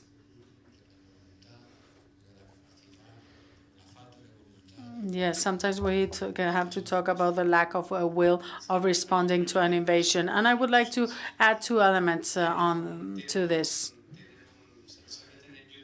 If you go to YouTube and you write Zelensky dancing competition, you would see a dance that he won in Russian television. If I'm not wrong, in 2017, 2018, Zelensky was extremely popular between young people in Russia. He was popular in the Russian Instagram. And there's a point in time, and people forget that Zelensky wins the elections with a peace plus for the Donbass and an anti-corruption plan. And he didn't want to speak about NATO because it was divisive, dividing them. So Putin sees this 40-year-old guy, and he thinks this is a minion, a comedian. We cannot take him seriously. And there's a very clear image in the Normandy summit in Paris in 2012 when Zelensky sits down and he has before him France, Germany, and Putin. And Putin says in Russian, the cameras are behind you, and smiling at him, but not in a friendly manner. So Putin reaches the conclusion that he is weak and he will eliminate him in a couple of days. But he starts receiving information from his intelligence system in Ukraine that had been penetrated by Ukrainians, and the Ukrainians that were paid by Moscow was saying, you're going to get to Kherson and no one's going to fight against you. But Ukrainians turn things around regarding the Russian operation. And in the KGB system, in 1989, you don't say that the bureau is going to stop existing or the wall is going to stop existing. So Putin comes from this. So he's receiving information that is not true regarding the reaction of Ukraine. In fact, he thinks he's going to be well received. Even the soldiers were wearing their official uniform. So we have to take all this into account. In any case, Putin doesn't value the resistance capacity of Ukraine and dramatically doesn't value the capacity of the West of providing support. And he thinks this operation will take 2 weeks. He fails in this military operation to take Kyiv. I've been there and I've seen this Russian tanks that were burned 8 kilometers away from the Ukrainian parliament. It's like if they would stop in the bridge of the French in Madrid, 8 kilometers away from the parliament. But they were able to stop them, and this was a surprise, I was going to say, even for the West, because no one thought that Ukraine was going to be able to resist.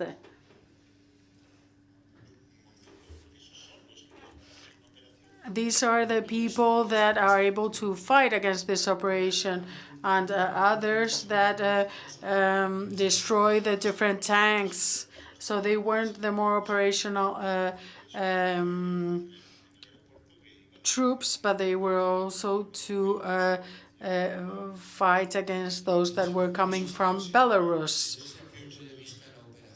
So the military operation of Russia up till now hasn't been a success. That's what we can say. It hasn't been a success. We will have to see what's happening. There's many questions, many open questions, but Ukraine depends critically on our help. They've developed a military industry. I've been in a drones manufacturing plant where they manufacture these drones that have the size of a pizza, that are round like a pizza, that can transport 3 kilograms of explosive 20 kilometers away, like my grandchildren can do with their joysticks. And today they've launched 10 drones over Moscow that were intercepted by a Russian air defense. So they have capacity, but they depend on our support. So when people say we need to finish this war, I know very well how to finish with this war in 1 week. We stop supporting Ukraine and there will be no more war because they cannot defend themselves anymore. But how do things end? They end with Russian troops in Kyiv, with a puppet regime in Ukraine, with a problem of wheat, and with the Ukrainian people under foreign occupation. And you can imagine how they can live. So all those that want peace, I guess you don't want that kind of peace. If you don't want this kind of peace, then we want the peace coming from a peace negotiation. And you've invited me, and I take note of this. You've talked about everything you have to say. Nicolas, you've said you have to be more proactive, even negotiate the war in Sudan, and you're right. We don't actively are concerned about some of the wars happening in the world. And this is because of a lack of unity. Because the negotiation to get closer to peace in Saudi Arabia and Iran depends on the dialogue capacity that you have with Iran. And divided EU that wants to have the Revolutionary Guard in the terrorist list doesn't have a capacity of negotiating. And in Libya, with one country next to another and another next to another, either. The lack of unity, you say that unanimity is not important, but it really is.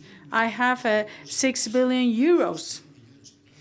6 billion euros that I cannot pay with because there's a country opposed. 6 billion euros to pay the invoice of the military in Ukraine. So I have it there in the bank. Ukraine doesn't care because the member states have already given them the weapons. Now I have to reimburse them. And you say NATO hasn't participated. No, they haven't. NATO is a military alliance that defends its member states, and Ukraine isn't one of them. Therefore, NATO has a discrete position, and if they had directly intervened, then it would have been even worse. So it's better for NATO just to be silent and on the side. But the NATO member states, starting with the most important and the others, have activated themselves. So we don't need NATO for that. Therefore, it's better for NATO not to be involved. The others have been involved, which are the members of NATO, but without working with a NATO cap. So there's many open questions, and I don't know how things will be in the future, but Ukraine is defending itself. They have a very high human and material cost. The report that says that this winter there can be a terrible humanitarian crisis because it gets very cold, and if you don't have electricity, imagine the situation.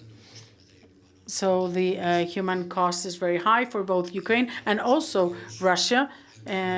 For Europe, and many taboos don't exist anymore. The idea of not being able to aid a country in war is no longer there. We've seen that we can, unless there's someone that doesn't allow us to do so. In the EU, there's different positions. Those that say, let's stop helping Ukraine because this will just lengthen the war, and let's negotiate a peace with Putin. Should we do it?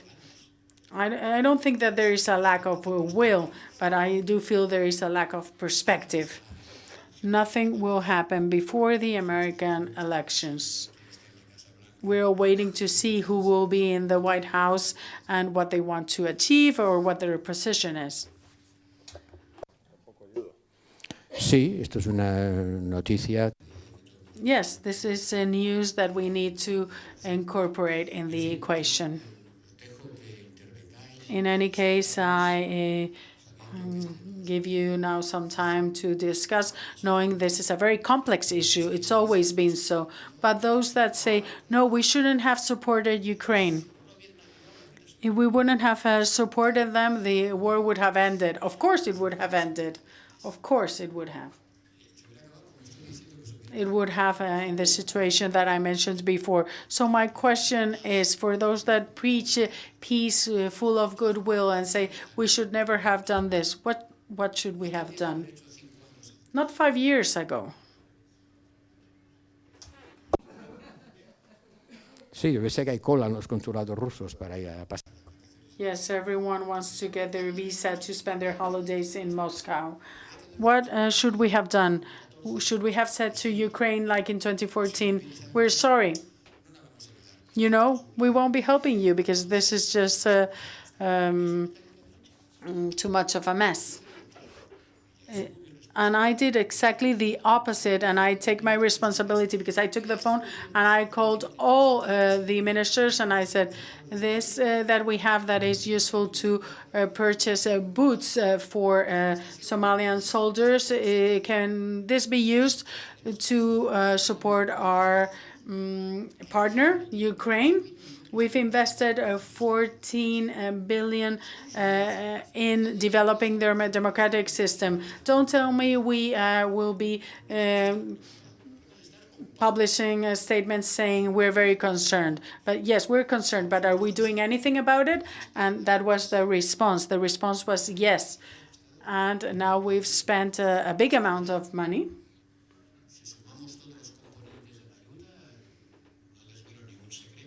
But if I remember well, we are around 100 billion in aid, military and civil support. 90 something, 100. It changes every day. But the question is this sustainable? Well, it depends on how the war goes. But for Europeans are confronting unpleasant situation, mainly paid by Ukrainians and Russian citizens. But there's nothing else we can do. I'm sure there will be many different opinions, and in the Spanish political landscape, we have them too, as in the Europe, and the extreme right and left are usually against support to Ukraine, and they are more understanding than Russia than others, and those like socialists and populars usually are in favor of continuing with this support. Thank you very much. I think we have already addressed a lot, but I know that we were supposed to end the session at 6, but I hope we can get a bit more time, just at least for to open the floor for the audience, at least for one round of questions. So I see over there and here.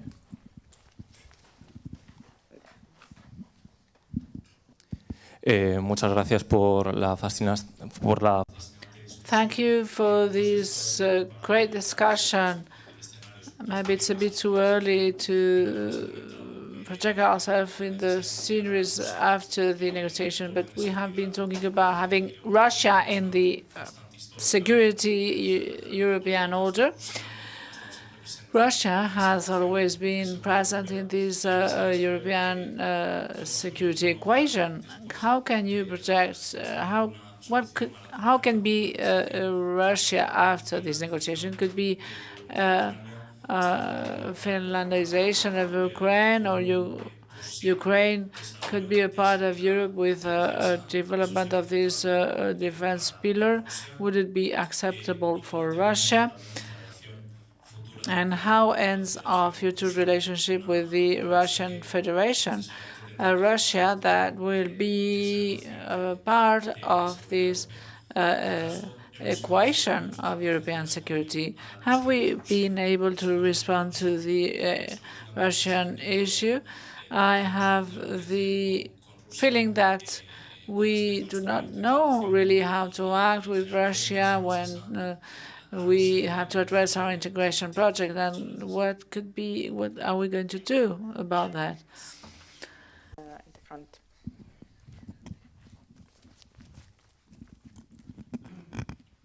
Una cuestión para Jesús. A question for Jesus. I agree what you have said, but I think that the solution is that what happened with the winter war of Finland. 20% of the territory will have to be given in to Putin. But this does not mean that Putin will stop. Putin will stop and will go back to the Baltic Republic. He does not accept Poland, and I guess it's going to be like that. And I am not quite sure if we are talking about Israel or Russia, because it's more or less the same. The destruction, the human rights violations, the penal international committee, how can we have justice without power in the EU. We haven't got strength. We haven't got a European army. We have a common defense, which is quite dispersed, but we haven't got a common united defense. In the back, the mic is coming. Buenas tardes. Good afternoon. I just wanted to point out a certain number of issues. One about the mistakes, a major mistake that hasn't been addressed or mentioned. It is related with the beginning of this war that started in 2014. We could talk about previous years, 1998 and 1997. But in 2014, the attack was key. He occupied Crimea, Donbass, Donetsk, and Luhansk, and the sanctions were very few. Very few sanctions. Germany was thinking about increasing 100% of the gas within Europe. The sanctions were very low. Siemens was selling turbines in Crimea, and nothing was done.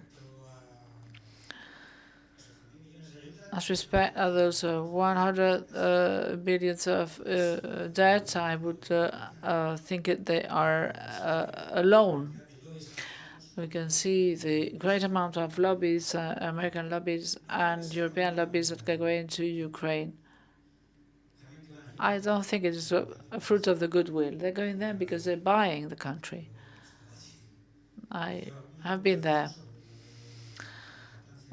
And I would like to mention the great importance of cities in the next Kramatorsk, Sloviansk, Kramatorsk, and Konstantinov. This axis is basic. I don't think it is trivial for Ukraine, because after these three cities, there are some population, some cities that go to the north through Kharkiv and to the east, Dnipropetrovsk. So the fact of losing these cities would be key. They're going to lose Petrovsk. This is another key city. Thank you. Thank you. I don't see any up, so I would suggest to do a quick round with the speaker in reply and any other. There was someone here? Sorry, I didn't see. Please. I just want to add one thing to the mix of the second speaker, which is anyone that has been involved with the Ukraine for the last 30 years is well aware of the corruption, and well aware that in 2014 and throughout Maidan and afterwards, the control and the fights between the Russian oligarchs and the Ukrainian oligarchs were at the heart of a lot of the issues. So when we think with hope and desire of a new Ukraine that survives as a country, and we think of the Ukrainians, what can we do to avoid a repetition of what was there before? Very good. Concluding question. Quick round of reply. Borja, you want to start? Sí. Sobre las ciudades de Donetsk. When talking about Donetsk cities, I was talking about the first defense lines. Red line for Ukraine was going to be this axis you have mentioned. I guess that the Ukrainian commanding officers have said that it would be better to deploy the soldiers in Kursk. They are sending less munition to this part of the front line.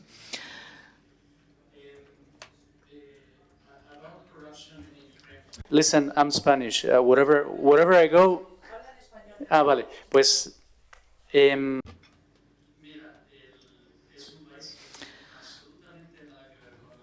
It is a country that is radically different from the country that was in the 90s or in the period of Kuchma or the first period of Yushchenko or Yanukovych or the mandate of Poroshenko. The cases of corruption, it is great to mention them, but they are described by Ukrainian journalists, and they have created a system of fighting against corruption, and this is a country that is really fighting against corruption lately. I have been going to that country for many years, and when I remember in the 90s was the Wild West. But what do they have to do? They have their own opinions, because we are designing Ukraine, and I think that it is a country that has to be built by them. They say, well, we want help, and that's all. But in the case of the corruption, it is a reality. These levels are not the ones before, but it is still important. And the presidents, previous presidents, they were just all of them, or the great majority, corrupted. So Israel, I'm not going to say anything else.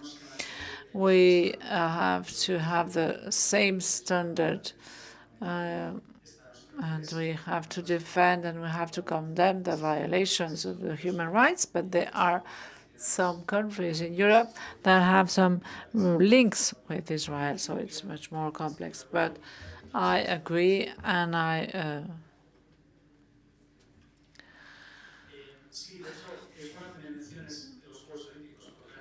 it's great to mention the Olympic Games.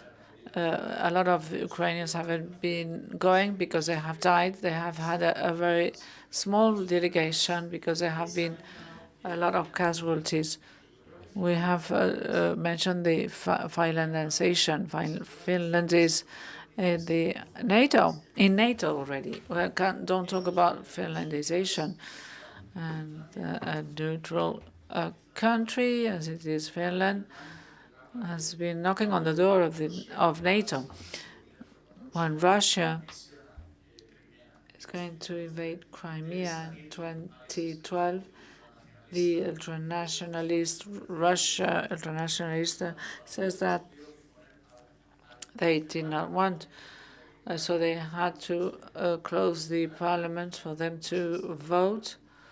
They tried to do that also in Donbass and others. Ukraine was a neutral country. They had this principle. Poroshenko, when he wins the elections, he was skeptical about NATO. Zelensky in 2019 had no platform about NATO. He feels he needs NATO with the first move of Russia in 2022, when he starts moving, preparing the invasion, and then there is a change.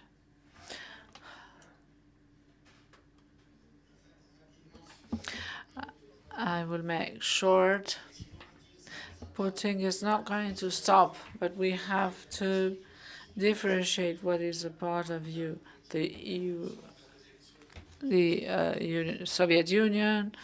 2 years ago, if they asked me, I would say no, they're not going to invade that. But about Poland, I have my doubts. There is some kind of rationality in Putin. We mustn't forget Donbass is going to obey to this rationality. It is a rich pathway. All the minerals and the metals and the rare metals that we need to fight against climate change are there.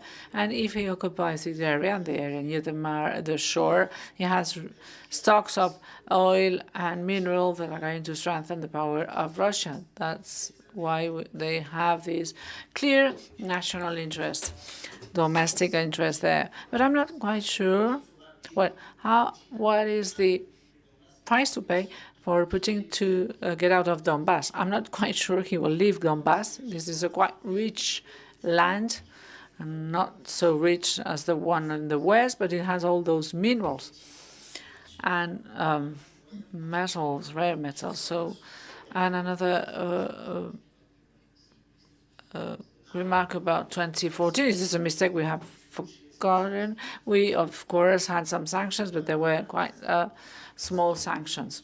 So this gave the hope to Putin that in 2022 we would act in the same way, some sanctions, And I think that has been a bit surprised by the European reaction. He wasn't expecting, I guess, this reaction. Gracias. Me resisto a, como dije antes ya, a hacer la carta a los Reyes. I'm not going to write the letter to Father Christmas.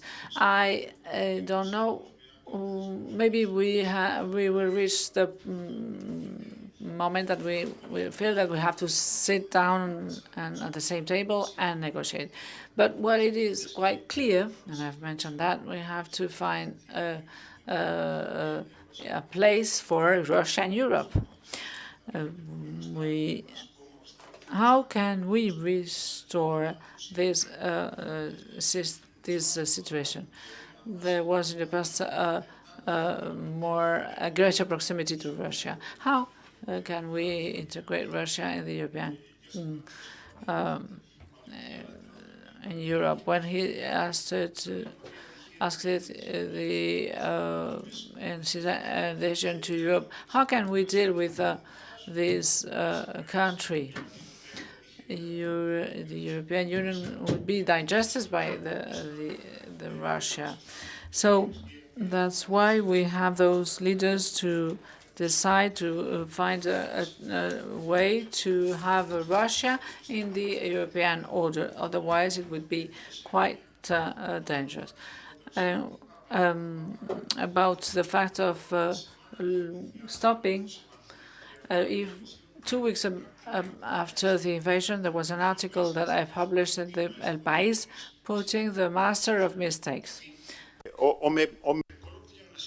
Putin, or I say either Putin is crazy and we don't know if he will never stop, but if I don't get to that point and I say there is a rationale behind, but we don't agree on the rationale, he's learned the lesson that the military machine that thought it was the second most powerful in the world doesn't work against a country like Ukraine that he thought he would defeat in 2 days. Imagine if he goes into a country in NATO. I want to believe that NATO takes seriously its fifth article, and therefore Putin cannot go for a Baltic country nor Poland, which doesn't include Moldova and others. But this is NATO, so either I believe NATO or Putin's rationale, or we are in a world of crazy people. But I still want to believe nowadays that Putin knows that he doesn't have the military capacity to go beyond what he's doing in Ukraine, that isn't working very well. EU and Israel, no, it's one of these examples of a double standard. We have what they do in one case or in another. In Israel, and if you want to look at one example that hasn't been much in the media and that the High Representative maybe can clarify, he asked the Council of the Association EU-Israel, has the meeting taken place? No. Why? Obviously, because there's some countries, I imagine, in the EU that don't know or don't answer when they have to show that the EU defends values and principles, but also interests. There is an individual called Benjamin Netanyahu that is not for this. But beyond this, how can we understand that last week there was a release of Macron, Scholz, and Stammer saying that they think there should be a ceasefire and an exchange of prisoners and the entrance of humanitarian aid, and the only country that they include is Iran, and to whom they demand that they shouldn't respond violently to what has happened. You should also mention Israel or others. They only mention Iran, and the three of them sign it. What is the message they are sending? Obviously that there is a double standard, at the least. I think we are going to leave this for tomorrow. Time, but shows the interest of the debate. I would ask to do a round of applause for our three speakers, unless you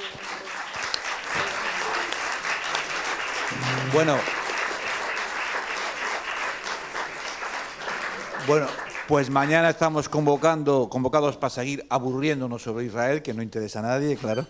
Deciros, no olvidéis que ahora a las 7 tenemos la proyección documental, tenemos ya aquí a Albera, el realizador, entre nosotros.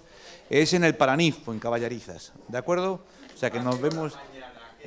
Pues ya me he olvidado, no sé si a las 9:30 me parece que es, ¿no? A las 9:30, 9:30. 1 hora.